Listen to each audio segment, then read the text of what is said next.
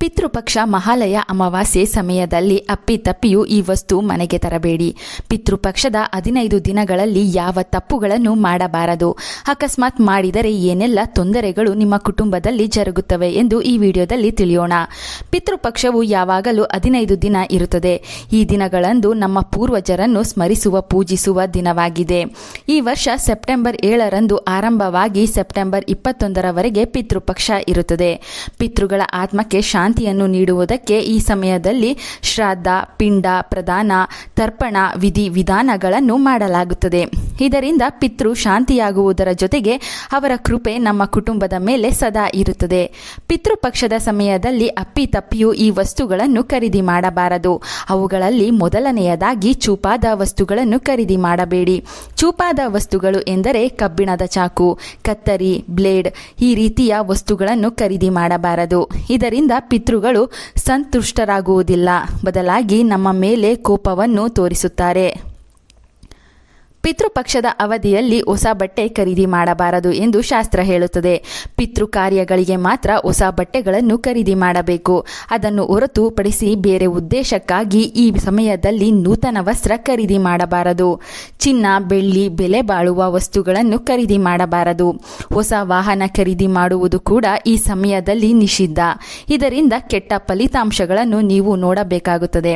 ಪಿತೃಪಕ್ಷದ ಸಮಯದಲ್ಲಿ ನಾವು ಹೊಸ ಮನೆಯ ಚಾವಣಿಯನ್ನು ಕೆಡವಬಾರದು. ಈ ರೀತಿ ತಪ್ಪು ಮಾಡಿದರೆ ಪಿತೃಗಳ ಕೋಪಕ್ಕೆ ಗುರಿಯಾಗುತ್ತೀರಿ.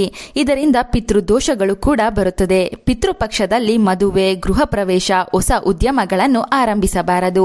ಹೊಸ ಒಪ್ಪಂದಗಳಿಗೆ ಸಹಿ ಹಾಕಬಾರದು. ಹೊಸದಾಗಿ ವ್ಯಾಪಾರ ವ್ಯವಹಾರ ಶುರು ಮಾಡಬಾರದು. ಅತಿಯಾದ ಆಚರಣೆ ಮಾಡಬಾರದು.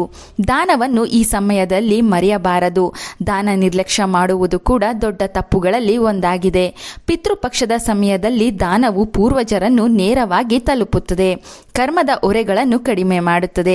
ಅಗತ್ಯವಿರುವವರಿಗೆ ಸಹಾಯ ಮಾಡಿದರೆ ತುಂಬಾ ಒಳ್ಳೆಯದು. ತೀರಾ ಬಡತನದಲ್ಲಿ ಇರುವವರಿಗೆ, ಅವಶ್ಯಕತೆ ಇದ್ದವರಿಗೆ ಎಳ್ಳು, ಉಪ್ಪು, ಬೇಳೆ, ಅಕ್ಕಿಯನ್ನು, ಆಹಾರವನ್ನು ದಾನವಾಗಿ ನೀಡಬೇಕು.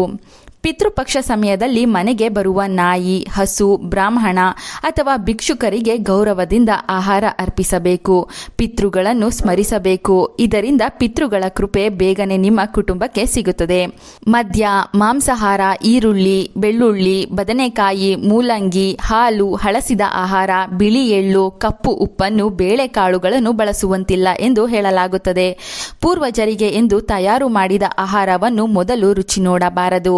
ಪಿತೃಪಕ್ಷದ ಸಮಯದಲ್ಲಿ ಪೂರ್ವಿಕರು ನಮ್ಮ ಮನೆಗೆ ಅಥವಾ ನಮ್ಮ ಕಣ್ಣಿನ ಮುಂದೆ ಯಾವ ರೂಪದಲ್ಲಾದರೂ ಬರಬಹುದು. ಆಗ ತಪ್ಪಾಗಿ ಭಾವಿಸಿ ಅವರನ್ನು ಅವಮಾನಿಸಬಾರದು. ಇದರಿಂದ ಪೂರ್ವಿಕರು ಕೋಪಗೊಳ್ಳುತ್ತಾರೆ. ಬ್ರಹ್ಮ, ವಿಷ್ಣು, ಮಹೇಶ್ವರರ ಅನುಮತಿ ಪಡೆದು ಪಿತೃಗಳು ಈ ಸಮಯದಲ್ಲಿ ಭೂಲೋಕಕ್ಕೆ ತಮ್ಮ ಕುಟುಂಬವನ್ನು ನೋಡಲು ಬಂದಿರುತ್ತಾರೆ. ಪಿತೃಗಳು ಈ ಸಮಯದಲ್ಲಿ ವಾಯು ರೂಪದ ಜೊತೆಗೆ ಋಷಿಗಳ, ಸಂತರ ರೂಪದಲ್ಲಿ ಕಾಣಿಸಿಕೊಳ್ಳುತ್ತಾರೆ. ಈ ರೂಪದಲ್ಲಿ ಮನೆಗೆ ಬಂದರೆ ಅವರಿಗೆ ಆಹಾರ ನೀಡಿ ಸತ್ಕರಿಸಬೇಕು. ಕೆಲವು ಸಲ ನಮ್ಮ ಪಿತೃಗಳು ನಾಯಿಯ ರೂಪದಲ್ಲಿ, ಹಸುವಿನ ರೂಪದಲ್ಲಿ ಕಾಣಿಸಿಕೊಳ್ಳುತ್ತಾರೆ. ನಿಮ್ಮ ಮನೆಗೆ ಬರುವ ಈ ಜೀವಿಗಳಿಗೆ ನಿಮ್ಮ ಕೈನಿಂದ ಸ್ವಲ್ಪವಾದರೂ ಆಹಾರ ನೀಡಿ. ಪಿತೃಪಕ್ಷದ ಸಮಯದಲ್ಲಿ ಯಾವುದೇ ಅತಿಥಿಗಳು ನಿಮ್ಮ ಮನೆಗೆ ಬಂದರೂ ಸಹ ಅವರಿಗೆ ಅನ್ನ, ಆಹಾರ ನೀಡಿ ಗೌರವಿಸಬೇಕು. ಪಿತೃಗಳು ಕಾಗೆಗಳ ರೂಪದಲ್ಲಿಯೂ ಮನೆಯ ಮುಂದೆ ಬರುತ್ತಾರೆ. ಆಗ ಮರೆಯದೆ ಕಾಗೆಗಳಿಗೆ ಆಹಾರ ನೀಡಿ.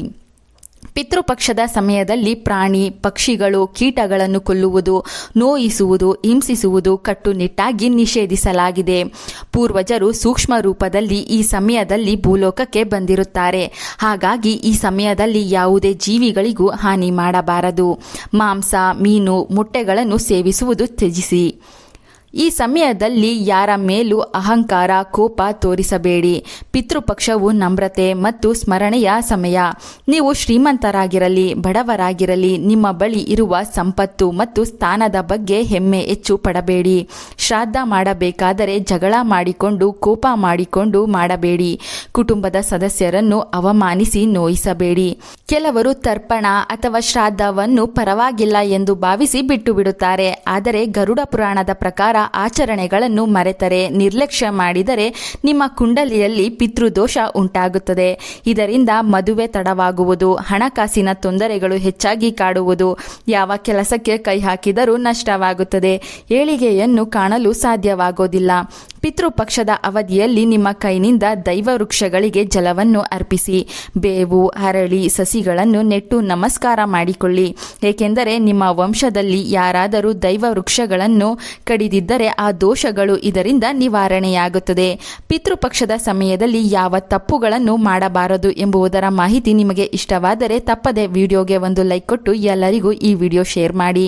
ನಮ್ಮ ಚಂದನಾ ಲೋಕ ಯೂಟ್ಯೂಬ್ ಹಾಗೂ ಫೇಸ್ಬುಕ್ ಪೇಜನ್ನು ಫಾಲೋ ಮಾಡಿ. Thank you.